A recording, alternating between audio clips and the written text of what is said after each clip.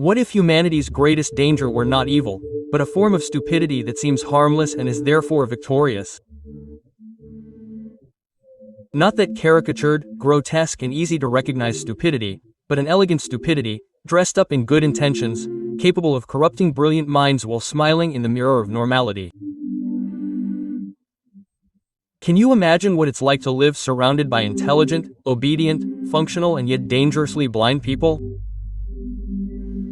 Now, try to remember someone who, despite being educated, repeats ideas that he has never questioned. Think about the last time you had a very strong opinion about something that you never stopped to investigate calmly. Now imagine an entire society living like that. That's exactly what theologian Dietrich Bonhoeffer did in the midst of Nazi Germany.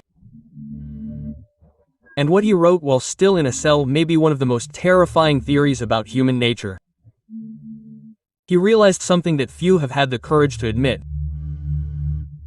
What drives totalitarian regimes is not explicit hatred, but unconscious obedience. It is not monsters who create evil, it is ordinary people, those who follow rules, those who repeat speeches, those who believe in the system. And what Bonhoeffer called stupidity was not an insult, it was a diagnosis, a social condition where thought does not disappear due to lack of intelligence, but due to moral complacency. It is when someone stops thinking, not because they are incapable, but because they no longer see any point in thinking, because it hurts, because it is tiring, because belonging is easier than understanding. We are talking about a functional, strategic stupidity that keeps the machine running. It is in institutions, in algorithms, in ready-made ideologies. It rewards those who adapt and punishes those who question.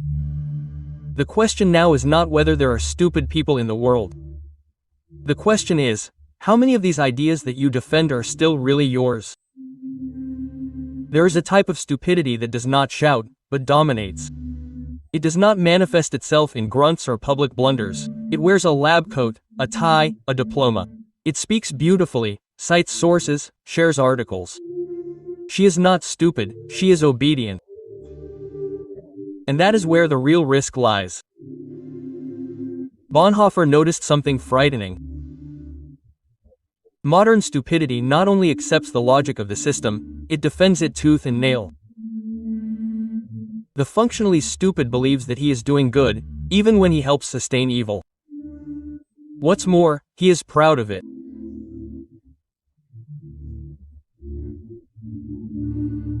This way of thinking, or rather, of not thinking, is the perfect fuel for any power structure, democratic or authoritarian, governmental or corporate, because those who think too much delay, question, disrupt the flow, but those who obey without hesitation are valuable, predictable, usable, profitable.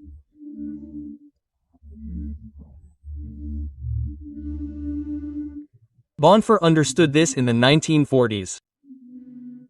Today the scenario is even more sophisticated. It is no longer the regime that forces, it is the algorithm that seduces. Social networks, content platforms, educational systems and even religions are designed to entertain rather than question. You do not need to be censored, you just need to be distracted. The less you reflect, the more you react. The more you react, the more you feed the machine. Modern stupidity has become an operating system. It is not an accident, it is a project, and its end product is the emotionally inflamed, intellectually superficial citizen who is absolutely convinced that he is right.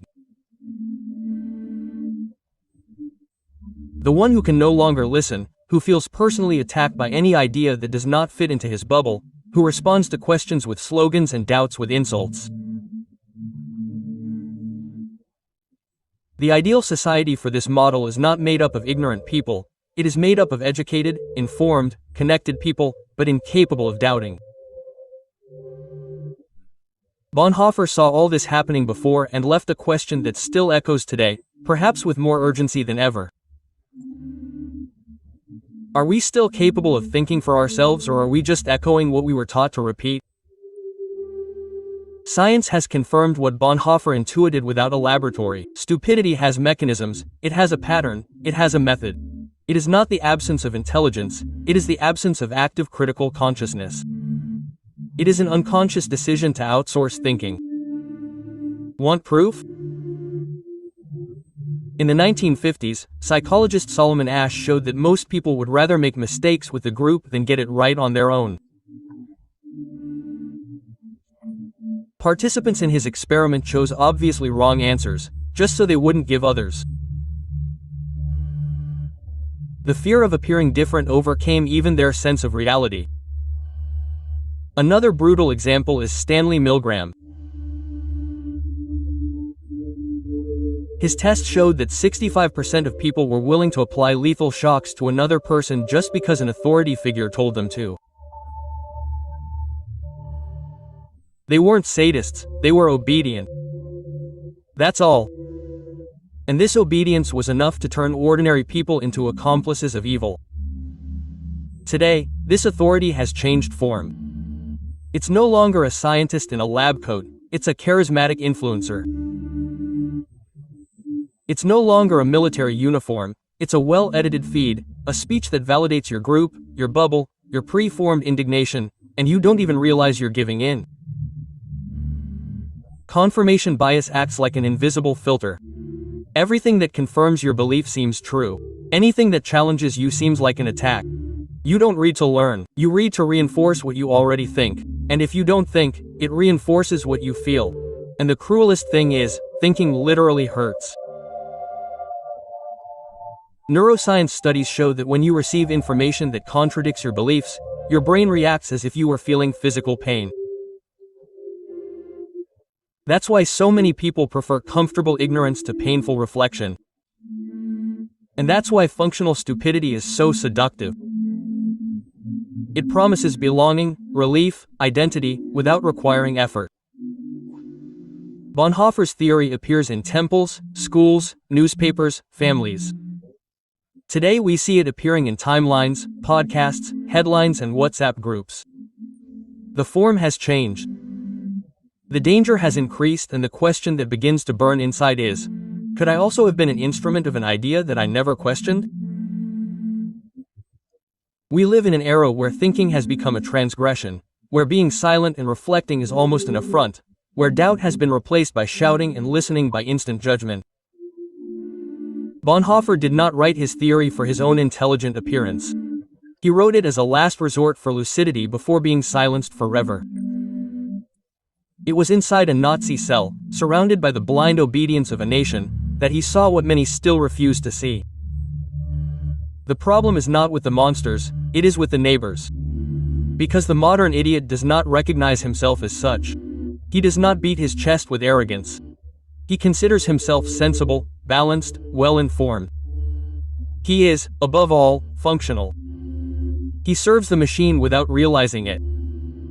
He shares, comments, votes, denounces, attacks, all in the name of a good that he has never investigated. And this does not happen because he is bad, it happens because he has given up thinking. And thinking, truly thinking, is painful, lonely, dangerous. You lose applause, you lose a group, you lose certainties. But what Bonhoeffer reminds us is that losing all this may be the price to pay for not losing your own soul. The times we live in do not just demand an opinion, they demand courage. Courage to doubt your own certainties. Courage to be silent in the midst of the noise. Courage to realize that perhaps you too are being used, not for explicit evil, but for the comfortable system of convenient stupidity. And here is the point that burns, that paralyzes, that demands an answer that only you can give. Are you still thinking or just reacting? This question is not for others. It is for you, because the line between lucidity and conformity is much thinner than it seems. And the stupidity that Bonhoeffer denounced does not need ignoramuses. It only needs people like you and me, who know what is right but choose not to bother. And if you have come this far, perhaps you have already awakened something. Now the decision remains. Will you continue? Or will you go back to sleep with the false feeling that you are still the one thinking?